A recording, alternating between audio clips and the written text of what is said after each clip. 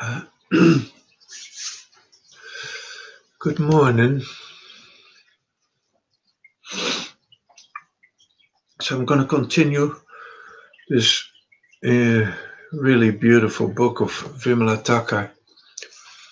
This is talk number 6, the beginning of it, the 12th of October 1968.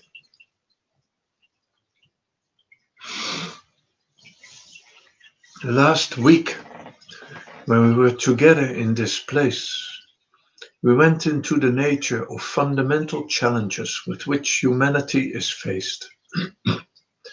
If I remember right, I said that the problem is threefold. The whole of humanity seems to have become a victim of chronic anxiety. The second aspect of the challenge is the feeling of loneliness, which permeates the life of human beings in all countries. And the third aspect of the challenge is a blind revolt against rationalism. There is a tendency to escape into non-rational dimension of consciousness and behavior.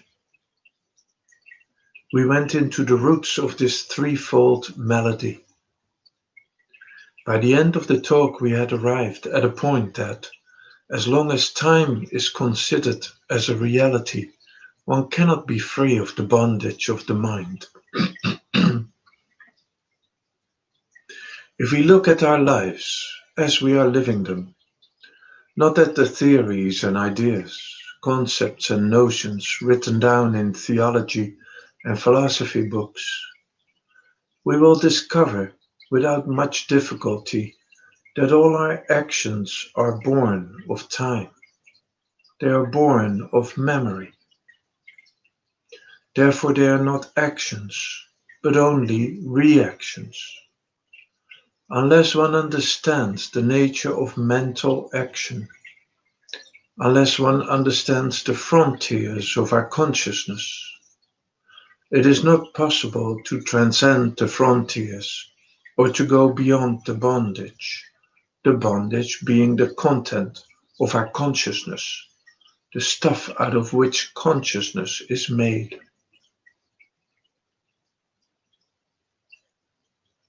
The content of the mind becomes its own bondage.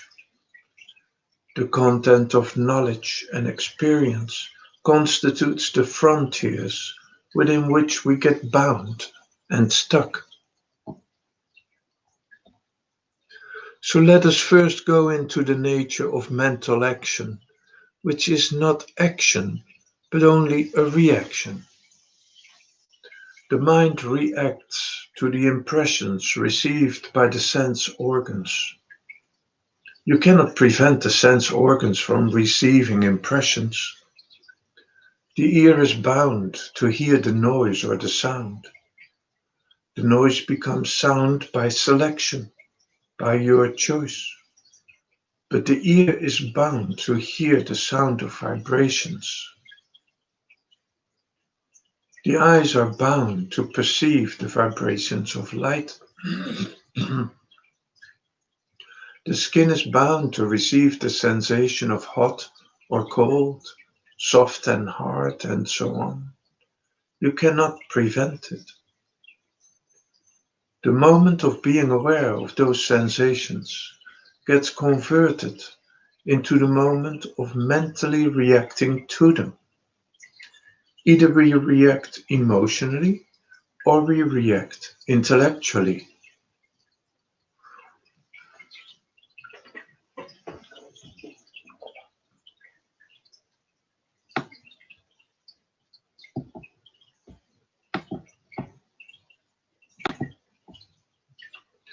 There is a very subtle distinction between perceiving and comprehending the sensations received by the brain and reacting to them. So she says, there is a very subtle distinction between perceiving and comprehending the sensations received by the brain and reacting to them. There is a very fine and subtle line between these two. These patterns of emotional and intellectual reactions have been fed into the brain cells through untold centuries by all of us together. It is a collective human activity through educational institutions, literature, cultural activities, social, economic, and political setups, and so on. So the patterns that we have of emotionally reacting or intellectually reacting to the objective facts does not belong to us. The way of manifesting them may differ.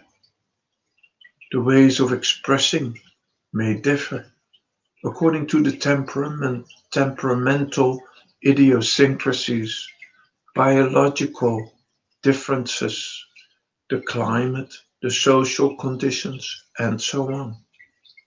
But it is a self-evident fact that we are not the creators of our thoughts.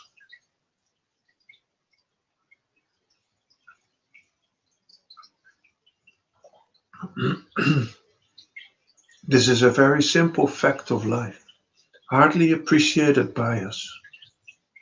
We do not bother to probe within and find out how we live.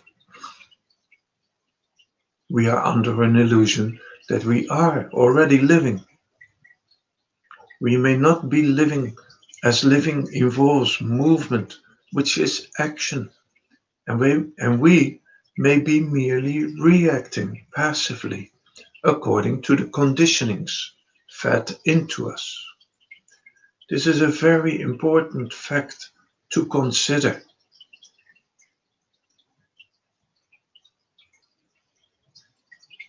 This is the content of bondage, from which one has to set oneself free. Unless you understand the nature of bondage, freedom can never be arrived at. Arriving at freedom is not an independent or isolated activity. Freedom is the perfume of understanding the nature of bondage.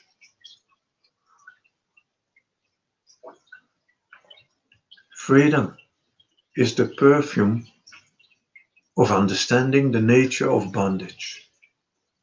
It results when we are in contact with the facts.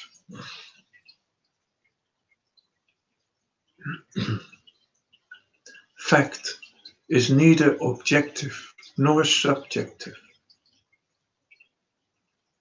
Fact is the isness of existence, which is non-objective and non-subjective. When we are not in contact through the sense organs with the external things, we are in contact with our knowledge and experience, with our memory, with our past.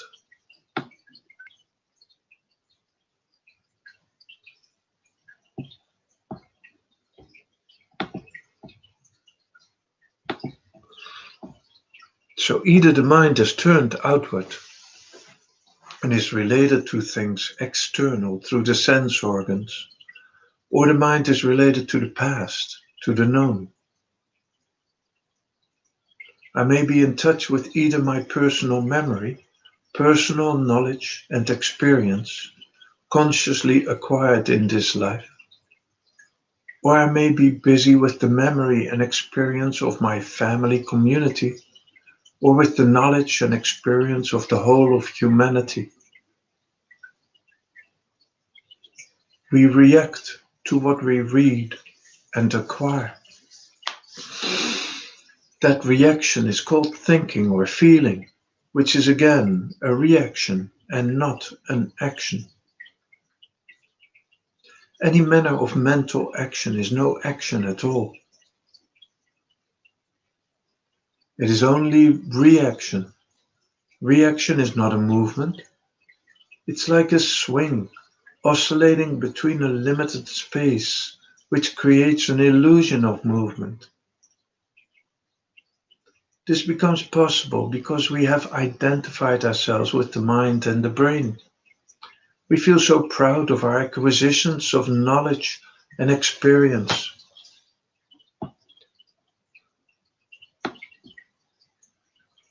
I'm just highlighting certain parts. Oops.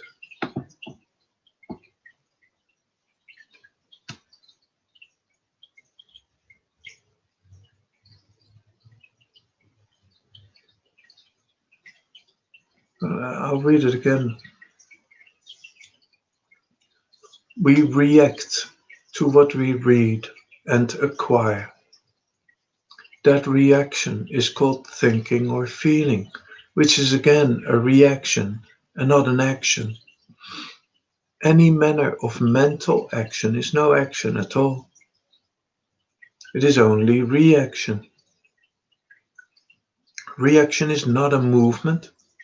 It's like a swing oscillating between a limited space, which creates an illusion of movement. This becomes possible because we have identified ourselves with the mind and the brain. We feel so proud of our acquisition of knowledge and experience. A kind of inner psychological home is created, a psychological structure with all the defense mechanisms attached to it, the self as the center of knowledge and experience. He or she is the owner of that psychological structure. We sit there, proud of this acquisition, and take a vantage point to look upon the world from that vantage point. One lives in this cage of knowledge and experience. You may decorate the cage in many, many different ways. The decoration may be artistic, it may be sensitively done, it may have its own beauty, and yet it is decoration of a prison house created by the ego. The self by itself does not exist. It is just the solidification of all knowledge and experience.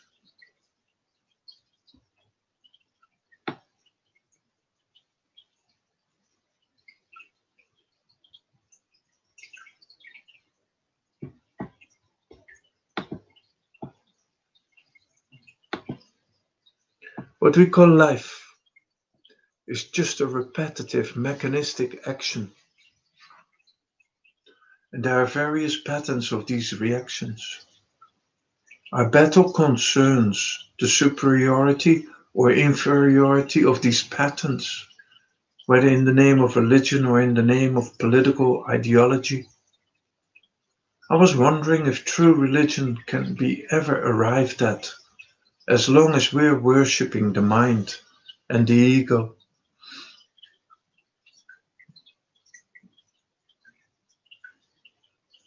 When the psychological structure is constructed, the self, the ego, uses the myth of time.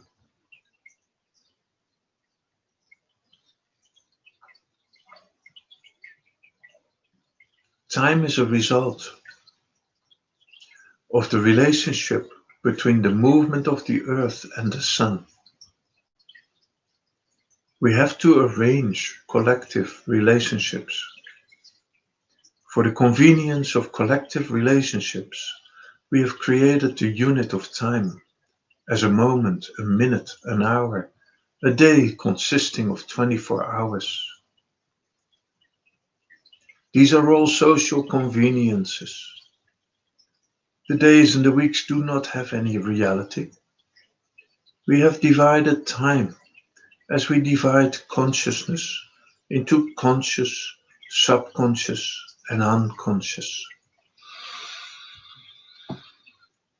There is one indivisible whole, the human consciousness, but for understanding it, we divide it and analyze it.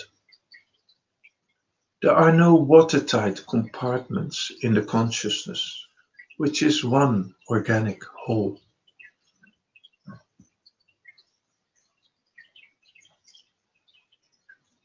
If this myth of time is used only as a social convenience and is not converted into psychological time as a dimension of life, there will not be much mischief.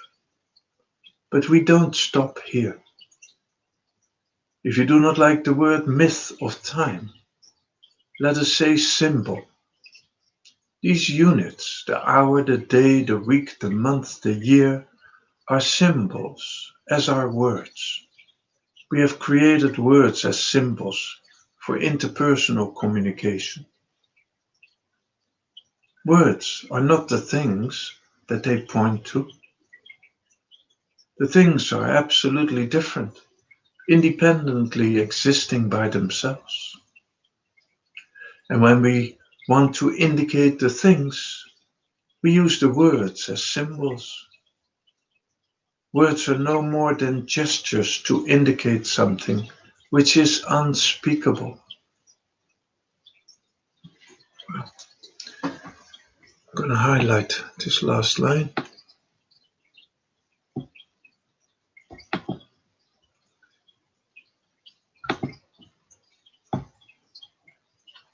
Words are no more than gestures to indicate something which is unspeakable. In the same way, psychological time is a creation of the human mind out of the raw material of chronological time, which again is only relatively true and not absolutely true. We are living by days consisting of 24 hours. What about those astronauts who are now in orbit? If they go around the whole globe, say 24 times in 24 hours, have they lived 24 days or only one day? How do we count it? What is their life? How will you count the life of those astronauts when they come back to the Earth? Mind uses the myth of time to construct a defense mechanism, which is a psychological structure. When the mind is faced with a challenge and is lazy, sluggish, and finds it strenuous to comprehend the challenge in its totality, it reacts passively, half-heartedly to one part of the challenge and leaves the other part to be responded to the next day. Tomorrows and yesterdays are but the romantic creation of the human mind. There are no tomorrows and no yesterdays. There's only the present, which is the living eternity. Every moment is nothing but a unit of condensed eternity.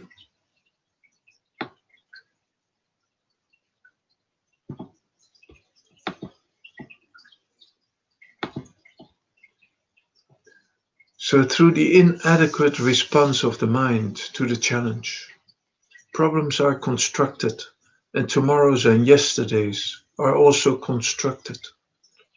We talk about problems, but problems are not facts of life. A challenge is a fact of life. A problem is a myth. A challenge gets converted into a problem when the mind does not face it totally and adequately. Every segment of challenge turned over to the subconscious gets converted into a problem. There are no problems, there are only challenges. Somebody dies in the family, and I'm faced with the challenge of understanding death. I'm face to face. But in the dead person, I see my own image. I feel frightened that I also will die someday. I do not want to face the fact today.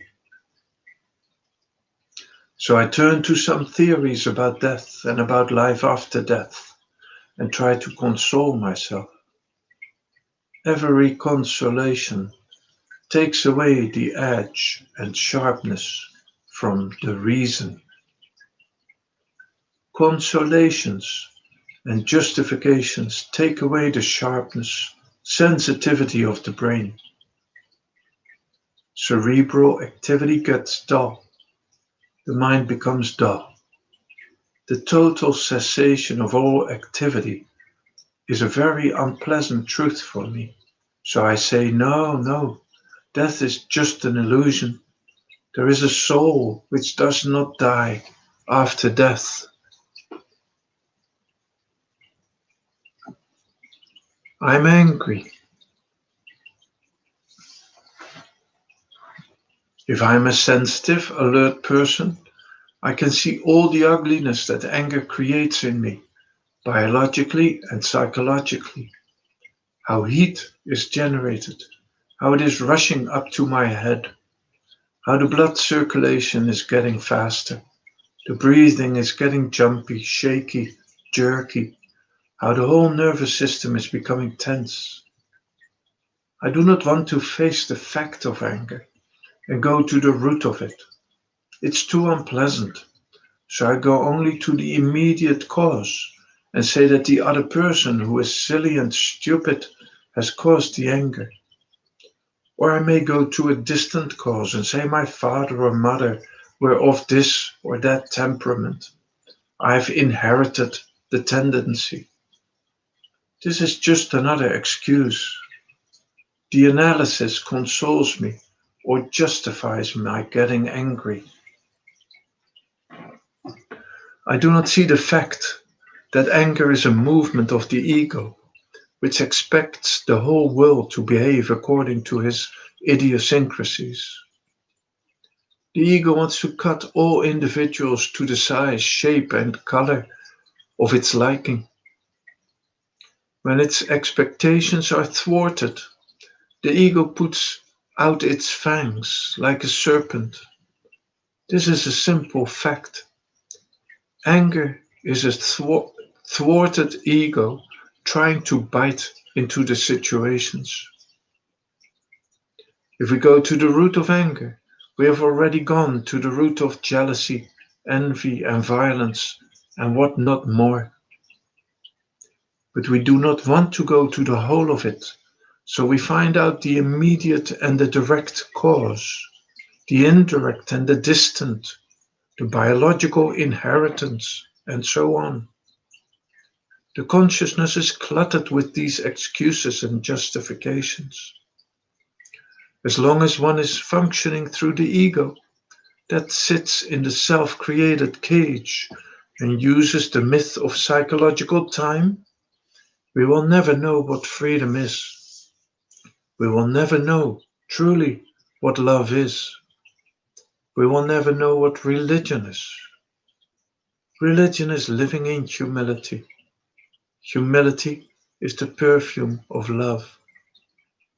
Love is the movement of understanding of life as it moves. So it is vitally necessary to see that functioning through the psychological structure, which is a defense mechanism of the ego, you can never become a religious person. You may go to church, to the temple, to the mosque, repeat certain words and prayers, physical or psychological. Everything that you do strengthens the ego.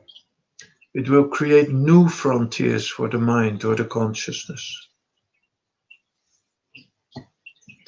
Freedom, liberation, nirvana, satori, meditation, any name that you like, is not through the mind.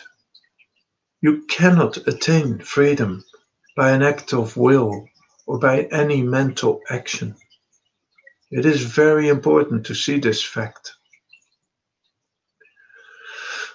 Generally, we think that by sense we will transcend mind by creating more sensitivity, refining it, and by increasing the powers of the mind. Concentration is an art of developing mental powers, manifested and hidden in all the layers of consciousness. It is an activity of the mind all the same. The exclusive activity of focusing the mind has created its own jargon. They call it distraction. This is a very pat terminology of many so-called religious persons.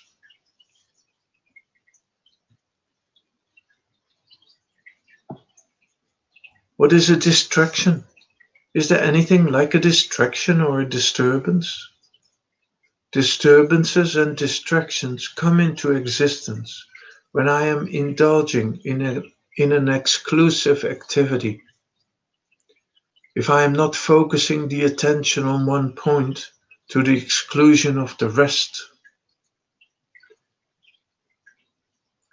if I have an all inclusive attention, will there be anything like a distraction?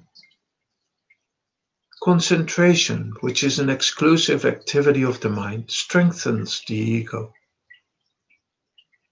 It may open up new avenues for developing the mental and the occult powers, like clairvoyance and clairaudience. But these powers have nothing to do with religion and spirituality.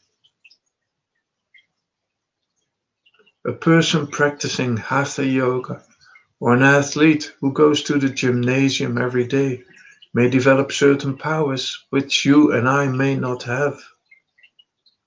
In the same way, practicing concentration may develop many hidden powers of the mind. But still, the ego that takes the experience of those powers is there. The ego, as the experiencer, is there. The whole triangle of the experiencer, experiencing, and the experiences is there. So you go on adding to the content of bondage. You enrich the content of bondage by indulging in extrasensory and transcendental experiences, which are again bound by time.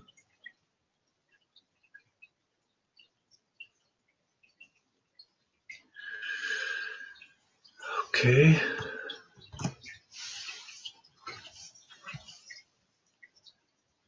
well, maybe till here for today. We maybe sit quietly for a couple of minutes, then I'll end the session.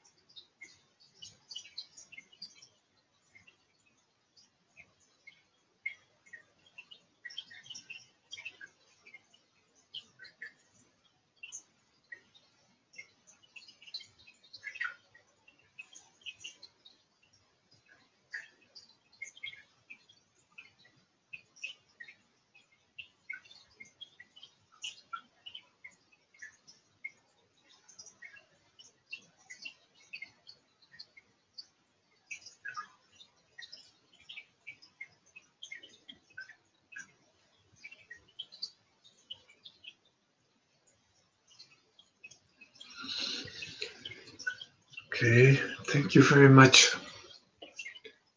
Have a really wonderful day.